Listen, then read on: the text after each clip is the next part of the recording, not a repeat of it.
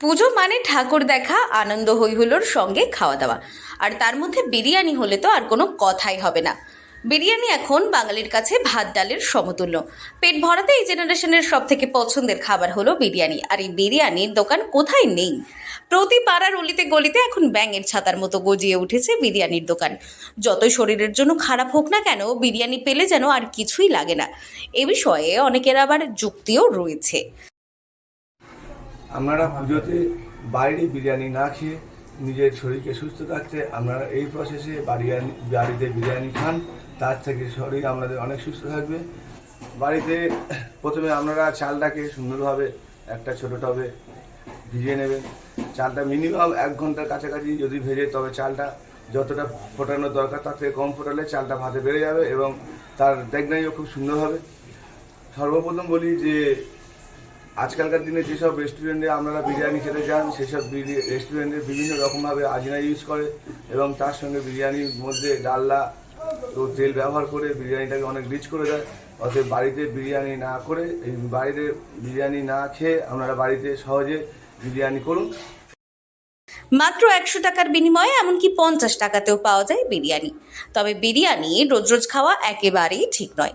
এতে যেমন হৃদরোগের সংখ্যা বাড়ে, তেমনই কোলেস্ট্রল বাড়ে। তাই বেশি বিরিয়ানি একেবারেই নয়, আর খেলেও চেষ্টা করুন বাড়িতে বানাতে।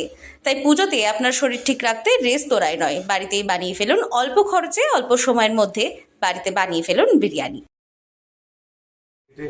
আলুটাকে হালকা কেশরি রং দিয়ে আলুটাকে পুরো সিদ্ধ করে নিয়ে হালকা করে ভেজে নিন। আলু ভাজার পরে আপনারা যেই সকল মশলা বিরিয়ানিতে ইউজ হয়, সেটা হচ্ছে জায়ফল, জয়িত্রী, এলাচ, লবঙ্গ, দালচিনি, একটু স্টার মশলা, গোলাপ রোস, পাপড়ি, গোলাপ জল, কেওড়া জল, মিঠা আতর, সমস্ত কিছু উপকরণ আপনারা রেডি করবেন। 1 কিলো চালের জন্য 5 গ্রাম করে সমস্ত উপকরণ মশলা আপনারা নেবেন। তারপরে মাংসটাকে সুন্দর করে আপনারা ভেজে নিচ্ছেন। আপনারা মাংসটাকে আলাদা করে একটা বাটতবে, ছোট একটা বাটিতে ওই যে তেলটা মাংস ফোটানো হয়েছে জল সমেত, সেই ওপর থেকে হালকা করে তেলটাকে কাটিয়ে তুলে নিন। হাঁড়ির মধ্যে সর্বপ্রথম শ্রী ঘি অথবা যে কোনো ভালো ঘি আপনারা হাঁড়ির নিচে অল্প দিয়ে দিন। দেওয়ার পরে প্রথমে আপনারা আলু দিন, তারপরে আলু দেওয়ার পরে ওর ওপরে মাংস দিন। মাংস দেওয়ার পরে অল্প একটু খোয়া ক্ষীর এবং বিরিয়ানির মশলা যেগুলো পেস্ট করা আছে, গুঁড়ো করা আছে, সেগুলোকে আস্তে আস্তে করে ওপরে সুন্দরভাবে ছড়িয়ে দিন। হালকা পেঁয়াজ ভাজা ওপরে ছড়িয়ে দিন। এটাকে লাগাতে হয়।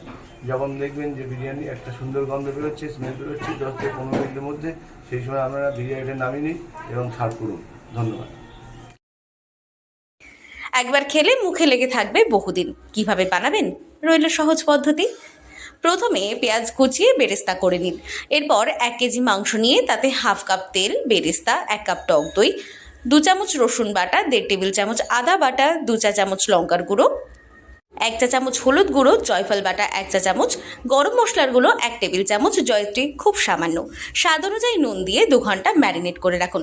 এবার 1/2 কেজি বিরিয়ানির চাল ভালো করে ধুয়ে কিছুটা আটা নিয়ে মেখে আলাদা করে রেখে দিন। এরপর আলু ধুয়ে তাতে অল্প জাফরানি রং মাখিয়ে নিতে হবে। হাঁড়িতে জল ফুটিয়ে তাতে চালগুলি ফেলে দিয়ে 1 চা চামচ শাহি জিরা দিতে হবে। চাল পুরোপুরি সেদ্ধ হওয়ার আগেই তা নামিয়ে নিন। এবার আলুগুলি ভেজে তুলুন।